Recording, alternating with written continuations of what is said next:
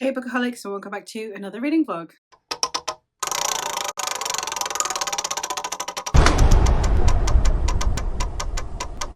Today we're doing another spin a wheel reading vlog, and I am basically just doing this for Magical Readathon. So the idea is going to be I'm going to need to annotate these books, or they're going to have to be on some kind of bestseller list. So I'm going to spin the wheel, and then based on those prompts I'm going to have to also factor in Magical Readathon. I don't know why I make this more stressful for myself, but we're going to figure it out. We're going to have fun with it. So I'm going to zoom you in. We're going to see what I end up with, and we'll go from there. So let's get a bit closer. Let's see what the wheel gives me. Okay, so for those of you who are new here, this is my spinner wheel, which I use to help me pick my TBR. I have 3 pots here that all correspond with 3 eyes on the wheel. So we have the cat, which is the challenge prompts. This could be a vlog project. It could be themed reading. It could be to read a book in a day. It could be that someone else picks my TBR. We have the eyeball, which is series. So that could be to continue a series, to start a series, to binge read a whole series. And then this one is the prompt part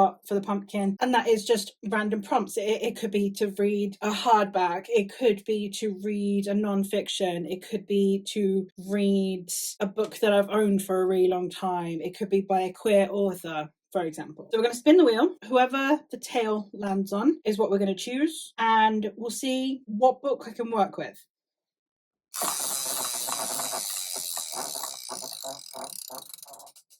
A cat. That's a challenge. All right, let's see what we've got. Ooh, a book in a day. Okay, so it is currently, Jamie, what time is it? It's currently 5:37. Pick something that I will be able to finish before midnight. And the idea is that it needs to be a challenge. Like, it can't just be me reading like a short story. I do need a challenge. Ooh, I've got an idea. So Our Fantasy 2026 has just dropped. And one of the prompts that I have is a book that I don't know if I'm going to keep, and I don't know if I'm going to be taking it with me. So I need to read it before I leave. This isn't going to be on any bestseller lists, which means I'm going to need to annotate it, which is not ideal. But I'll annotate it with sticky notes instead of writing in the book. We have Nanny Ogg's cookbook, which is from Terry Pratchett's Discworld series. So one of the prompts in the Our Fantasy is to read a book that has a recipe in it. This is probably as close as I'm gonna get to having a book with a recipe in it. So I might give this one a go. If I DNF this one, or if I don't like it, or if I don't see the point in it, I do also have my backup, which is A Wizard's Guide to Defensive Baking, which will have, I imagine, baking in it, so that I can do some baking. It's not essential for me to read this, but I might as well, while the prompt is here, try and read this today. Oh, by the way, with this one, I am fine to DNF. With any of the prompts that come up, I'm fine to DNF. There's no kind of like, oh, well, I need to kind of scramble to finish something else. So yeah, I think I'm going to go with this one. I'm going to go try reading Nanny Ogg's cookbook. It is illustrated, and it is kind of set out like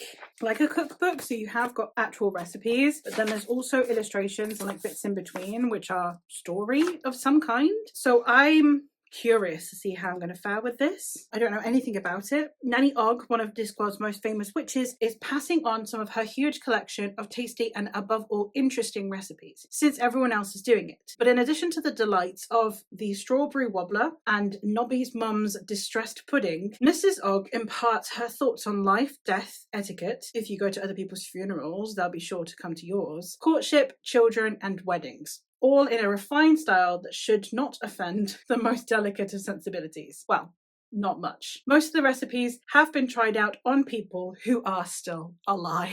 It sounds fun. I haven't got on with Discworld as much as I would like. I might as well give this one a try before I leave the country to see if it's going to come with me or not. Hey vlog, we're back here again. I haven't finished the book yet. I am, however, on the etiquette part of the book. So we've done the recipes part, and now I'm on the etiquette part. Now there are Magical Readathon reading sprints tonight, and she normally goes until midnight UK time. I don't know, she might, and I'd rather be prepared, and I don't want to be filming this at night in the dark. Obviously I need to finish this before midnight my time, which is only 11 UK time. There might be a sprint post midnight in which I would need a book. So I'm going to spin again and we're going to see what we end up with. I am enjoying this. I keep reading a few out to my long-suffering spouse. I'm liking the commentary bits that are in here. I like the way that Terry Pratchett is like jabbing at different classes. Like he talks about how you need to be really snobby to care about these things, how snobby people also look down on like poor people food, but poor people food tends to need to be more innovative because you have less resources, etc. So I'm really enjoying the commentary in here. I'm really enjoying just sometimes all of it is just bizarre as well because it's Pratchett. I think this is probably one of the Pratchetts I've enjoyed the most, which is weird, but it is what it is. So I'm going to continue, but in the meantime I thought I would spin so that I have got something once I finish this for after midnight, or just once I finish this, because sprints tend to go for quite a while. They're starting at 8. They will probably go at 8 my time, 7 UK time, and they will probably go until 1 o'clock my time. So that's a lot of sprints, and I've only got like 50 something pages left, 60 odd pages left. So I'm definitely going to need another book. I've decided I'm going to be using this for Art of Illusion. I'm going to use it to get points instead of it contributing to my page count goal, which I need for the higher calling. I'm just going to use this for getting points instead. So it will get me 5, I think it's 5 points that you get for every subject that isn't compulsory to you that you read. I was going to try and see if I could count this as nonfiction because it is like presenting as nonfiction. It's fictional nonfiction, but I've decided I'm going to use it for unusual formatting instead. So let's give her a spin. Turn you so that you can see it, and let's spin. Oh no. Oh, that's a series. Do I have anything if finished series comes up? Let's see what we've got. Anyway, we've got sampler series. Okay, we need to start a new series, which is exactly what I want to be doing just before moving country. I could arguably let's get you in frame a little bit here. Arguably, I could be sensible and do the R Fantasy bingo prompts. I've got a few. I've got the blood trials, which I've got on that for Game Changer. And then there's the duology prompt, which is any duology. One is to start a duology, another is to finish a duology. I think the hard mode for starting a duology is by an author you've never read from before. The hard mode for duology part 2 is to finish a duology that is not the duology you started with duology part 1. Gosh, I sound insane. I promise you, if you haven't watched our Fantasy Bingo, I promise this makes sense. Anyway, then I also have the Gospel of Loki on there potentially for something protagonist, non-human protagonist. So I've got so many options. I think I should either go with a duology or something that is on our Fantasy Bingo. The Declaration of Rights of Magicians on there as well for something else. What was that on for? Something to do with politics and court intrigue, maybe? All my duologies are apparently on this TBR. So it's probably going to be a dual. Oh, actually, I've just spent all this time talking about duologies. There is one that is on my Art Fantasy Bingo TBR that I also would like to get to. It's kind of calling to me. I've been desperate to read this, and it is one that I did kind of buy as soon as the last book came out in paperback, and then haven't picked it up, and I think it concluded last year. So I feel like I should probably get to these. I think I got these for Christmas. I really, really want to read these. These sound like so up my alley because they are like academia, which is one of my all-time favorite sub-genres. So I might do this. I might spend the week binge reading Emily Wilde. Why not? I've been having a good time with series. Yeah, I'm going to do that. We're going to start Emily Wilde's Encyclopedia of Fairies. Tonight's plan, once the sprints start, if I have already finished this, then I'll start this, or as soon as I finish this, I start this during sprints. That sounds like a fun time. I'll let you know probably tomorrow now because it's getting quite dark. So I'll let you know tomorrow how I got on with this one and how I fared with the etiquette part. I think that's going to be even more hilarious. And then I'll let you know how I'm faring with the start of this one. A lot of series on the TBRs lately. Who is she? She's going back to her roots. I'm looking forward to continuing and starting. Let's go.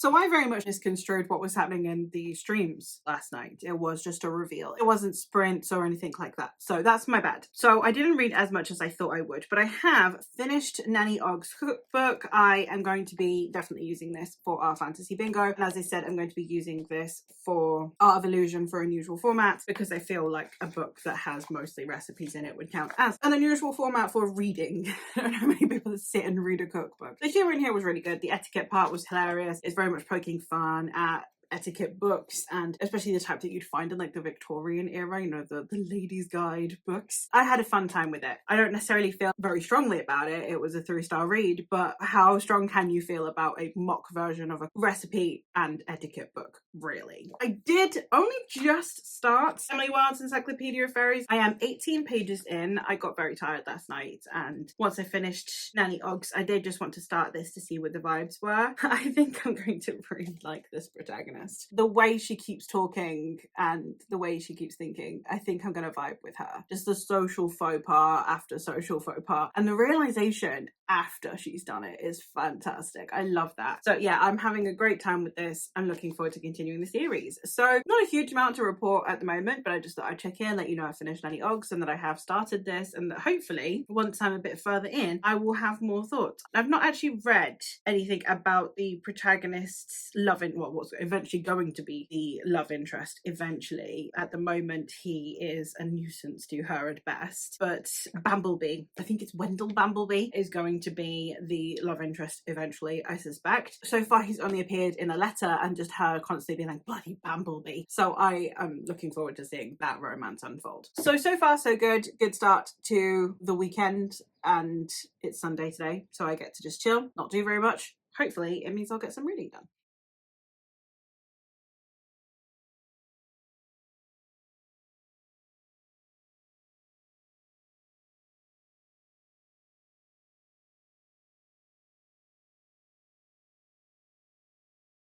Alright vlog, I'm checking in because I have now gotten a decent ways into Emily Wilde's Encyclopedia of Fairies. I am now on page 120, so a decent enough ways in. I think I'm about a third of the way, give or take. And I'm really liking this. I love reading Emily Wilde. Don't get me wrong, Wendell annoys me so much. I appreciate he's gonna become a love interest. I appreciate that. I'm with Emily. This man is so flippin' annoying. Oh my god. It's interesting because you've got Emily where she's not learned a lot about the people. She's only learned about the things she's come to investigate. But she needs the help of the locals to investigate. And that is a fatal flaw that a lot of academics do. They'll learn the terrain, they'll learn about for example, the species that they're coming to investigate, but they won't learn about the cultures of the people that live in that area, who will be the people that they are cohabiting with for prolonged periods of time while they're doing the investigation. And I think that being highlighted was really good, especially because it's showing that it is something that she genuinely finds difficult. It is something that she does not enjoy. It is something that she's never learned. She hasn't learned how to interact with people in this way, and she didn't bother to research it either. I think for me, bringing Wendell in and him being someone who can smooth it over is fine, but it's interesting that he's smoothed it over in a way that is almost exploitative at times. It's the same way as he treats his students. It's a very exploitative nature that he's got going. So it's not that he's come in and he's charismatic and therefore he's nicer than everyone else. He just knows how to play that game better than everyone else, while she is someone who knows how to do the investigative part better than anyone else. So the teaming up is going to be interesting because there are people who have like a very set goal in mind. And I think it's going to be very curious to see how that is presented throughout the book. I'm very excited to see how that continues to go on. Really liking the formatting of this as well. Because it's set in a diary, there are times where things have been skipped over. It's like, oh, so yesterday we did this, as opposed to seeing it in real time, exactly as you would in a diary. And I really enjoy that as well. So I'm looking forward to continuing. I'm really loving the tone. I'm definitely going to be binging the series. I know that I pulled starter series or sampler series out of the spinner, but I think I'm going to binge this series because why not, you know? So I'm gonna go do that, and then once I am done with this I don't know how much I'm gonna be able to say about it. When I get to something worth saying, or when I get to the end of this book, I will check in and give you some final thoughts, and yeah, we'll go from there. But I look forward to continuing. All right, everyone, I was gonna update you when I got to like another third of the way into the book, and then by then everything just kind of kind of kept rolling and I didn't want to stop, and I didn't know how to update you at that point. And then I got so far into the book that I was like, do you know what, I'll just finish and then I'll come update, because I was on like page 250 or something by the time I was okay, I could stop for a second. And then I was like, no, why am I stopping now? Just keep going. So I did. So I finished this whole book. I got to like the first third yesterday, and then I've read the other 2/3 today. But I had such a good time with this. I was not expecting this to get as fantastical as it did. Everyone with all the comps for Lady Trent, I get it, but also like you gotta warn a girl that there's more fantasy in here. This is a lot more fantastical than Lady Trent, and I love Lady Trent. There's no diss at Lady Trent, but in terms of like the level of fantasy that I was expecting from the book, this has a lot more in it than I was expecting. But I had a great time with it. I'm not sure about the romance still. Like I buy it, but I don't at the same time. I don't. It feels slightly, at the moment it feels a little bit one-sided, and I suppose it kind of is, but I am happy to continue and see that develop, especially because we have a character who struggles with a human connection. I am looking forward to seeing how where we left off develops. We had so many scenes in that last bit that I really loved. I had a great time with it. The depictions in there of the Fae, of the way we've got this pseudo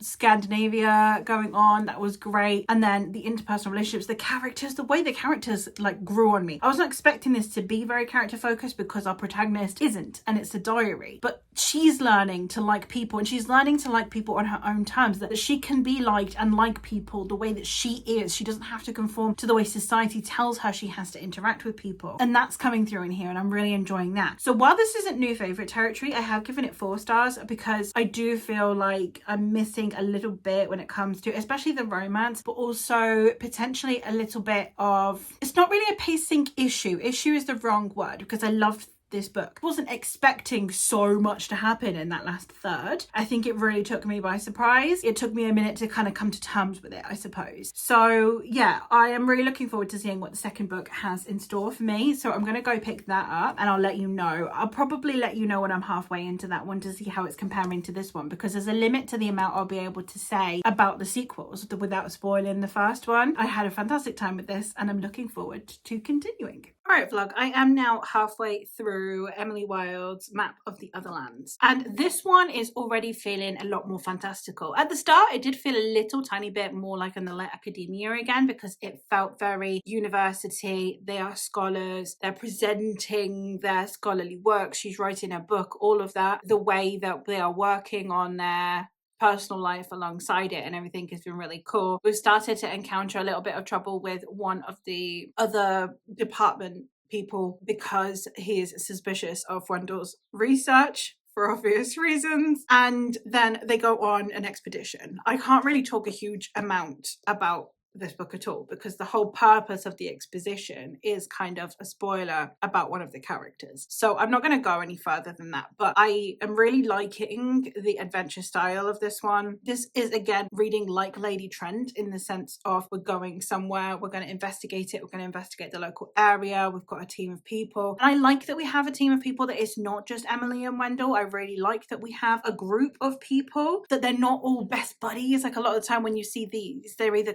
like complete enemies or best buddies. These are just people who are like academics and who are maybe at odds with how they conduct research and stuff, but they're not enemies. It feels very human then, and I'm really appreciating that. So far I'm having a really good time with also the way that the fair folk are depicted. I love the way that they're depicted in these books. It's been so good. So I'm really excited to continue on with this and see how I fare with the latter half, because we do keep getting a lot of things that are cropping up and it's getting more dramatic. We're seeing a lot more potential threats and dangers that have come up in this one. I mean, it's not that there weren't in the first one, but everything feels a lot more like it's really honing in on these characters. I'm not sure how much I believe in, I can't talk about it too much, but there's like a little bit of like a logic issue that I'm kind of having, but I am really enjoying my experience with this, and as I said, with like the whole group of people going on as well. Hopefully I will enjoy as I continue. So once I finish this one, I will check back in, because again, there's no point in me checking in before, because everything about this book is a spoiler, because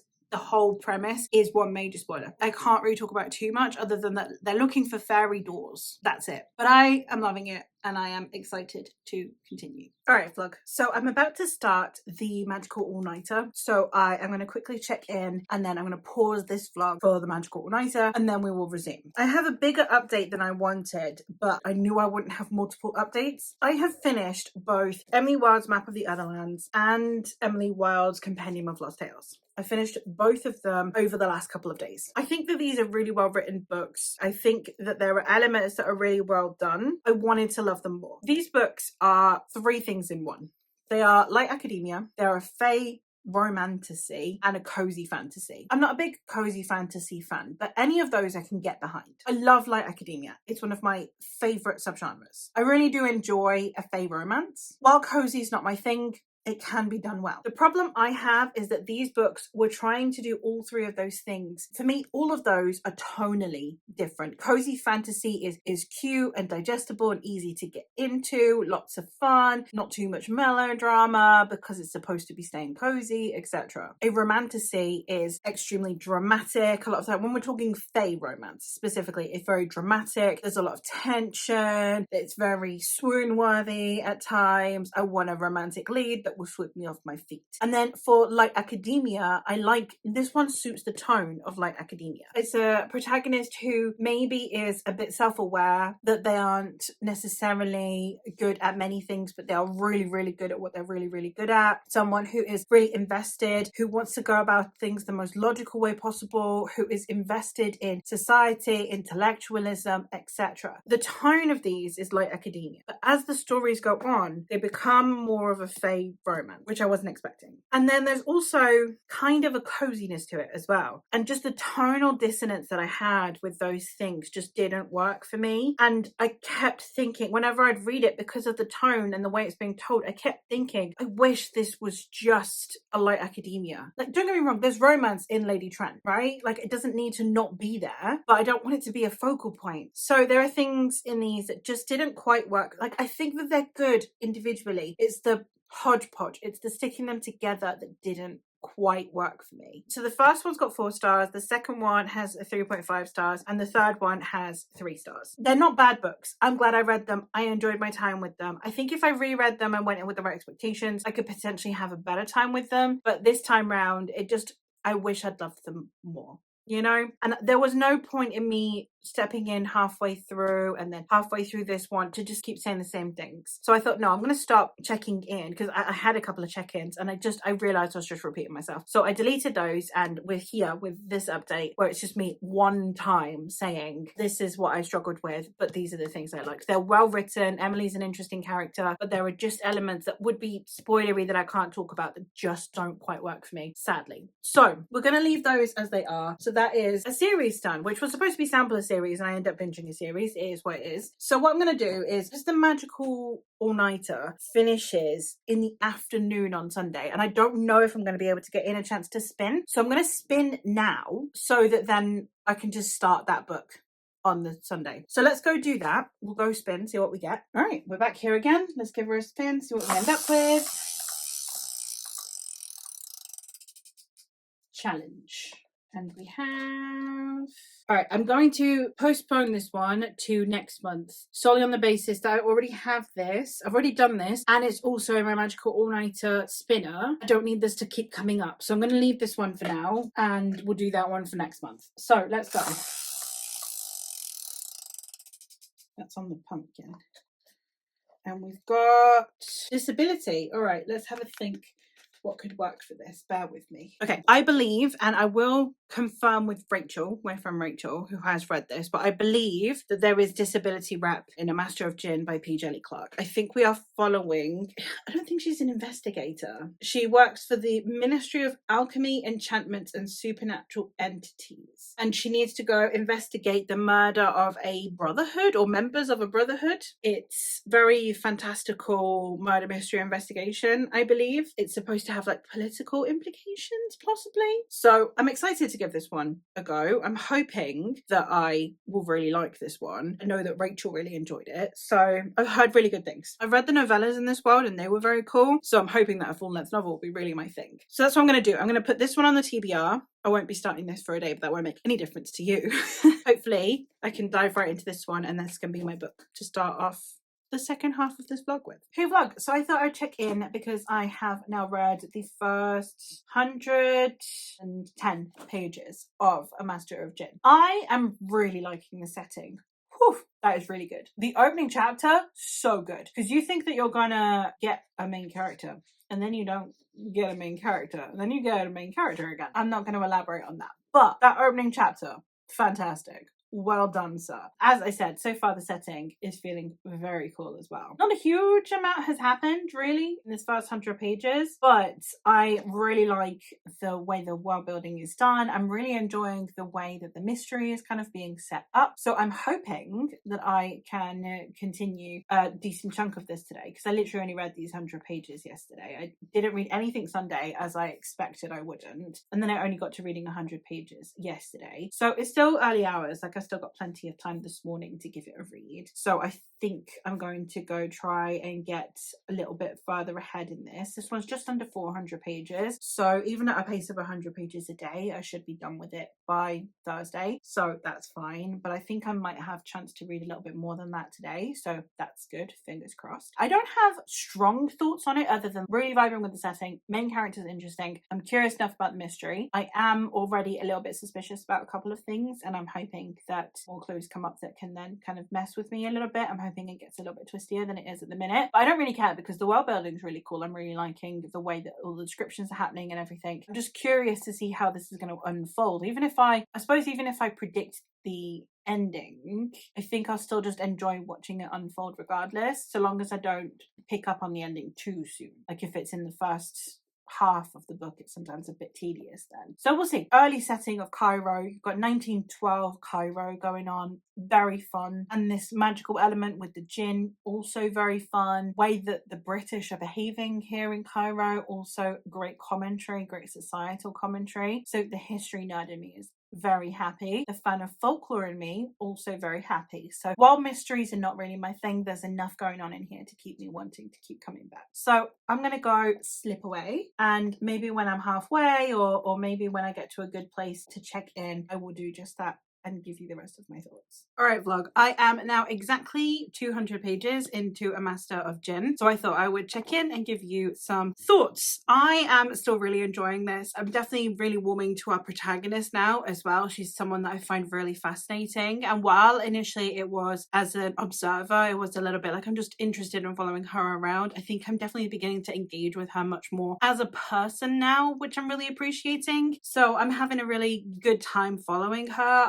I'm also really liking the mystery. I think there is a thing that I potentially have predicted, which again, I am at the halfway point now, so it's a little bit early for me, but still, it's okay. And yeah, I am excited to see how this mystery is going to pan out, because there's definitely a magical element to it, but there's also a social element to it, and I'm curious to see how those two things are going to combine. So I'm excited to get into this for that purpose. I don't have a huge amount more really to say at this point, because obviously with the mystery, once you get past the first 100-page mark, it is really spoilery. So I probably won't check in again until maybe Thursday, so that I can then potentially wrap this up, if not Friday morning, depending on how late into Thursday I end up finishing it. Because I don't think that there's any point in doing like another quarter of the way in check-in. I mean, I might, but normally with mysteries it gets so spoilery that I feel like I'm just going to be repeating myself. I'm also checking in though, because I've also started Goddess of the Hunt, I think it's called, by Tessa Dare. This is the first book in the Wanton Dairymaid series. It's one of the Tessa Dare series I've not read, and I just really wanted something really brainless, and I couldn't be bothered to go downstairs and get my book. And I was like,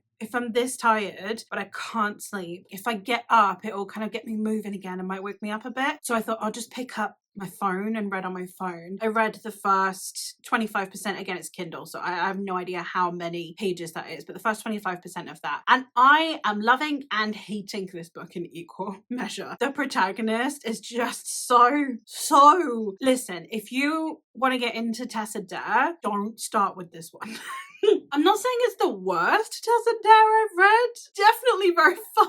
It's quite far down that list though. It's fun. And because I like Tessa Dare and I trust the process, I trust she's gonna get me there, I trust it's gonna be fun, I'm okay with it. But if this was your first experience with Tessa Dare, you would be like, I'm never picking up anything else by this woman again. So do not start with this one. It's fun. I'm using this for the adventure board prompt, which is Justicia, which is to read a book with a hat on the cover, and I get 10 guild reputation points for it. So I thought I'll snag that one because it's definitely not on any recommendations list. It's definitely not a non-fiction, and I ain't annotating it. These are not books that I annotate, so it works for Justicia. So I thought I could kind of like worm that one in to still be useful. So that's what I'm doing. I'm gonna go hop in the shower now. We've been packing up bits of the house. It's starting to feel really real. I mean, I'm sure you've seen for a few days now a load of the books have been packed up. I still need to finish packing up some of these, which means that from the end of this month onwards, I'm only reading physical books that have the potential to be unhauled or ebooks. Like, those are my options. So it's going to narrow down my window a little bit. So I'm going to have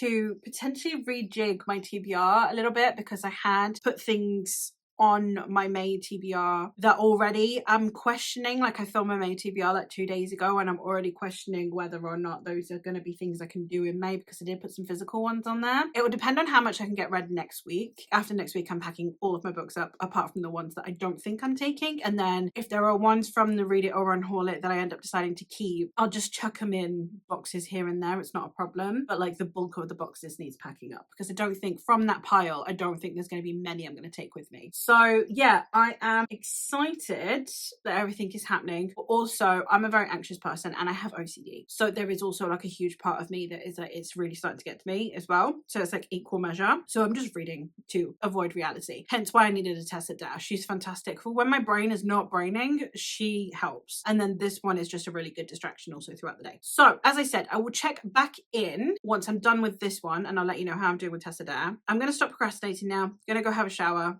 I'll catch you in a bit. Alright vlog, I'm here to check in because I have now finished A Master of Gin. I really enjoyed this. I went in with, I guess, no expectations almost in a way because I didn't know if this would be too murder mystery and too little fantasy. It did such a good job of combining the two, and we've got the historical elements going on in there as well. Really interesting, really subtle themes that I think, especially if you're a history nerd, you'd really appreciate. For the most part, I think that it was a really good story regarding its intrigue as well. Like, the mystery actually kept me engaged, which is not something that I am normally hugely fussed about. I don't have a huge amount more to say because, as I said, of course, the further you get into a mystery, the less you can say. I do think that the way that the mystery panned out was a bit on the predictable side, and there was something that I definitely predicted before the halfway mark, which is not ideal. But for someone who's not fussed about mysteries, I think that this one did an entertaining job, if not the most intelligent. I've never read anything like it before. It was just an entertaining time. So if you're a mystery fan and you're wanting to branch into the fantasy genre, this could actually be quite a good one for you. So yeah, for the most part, had a good time.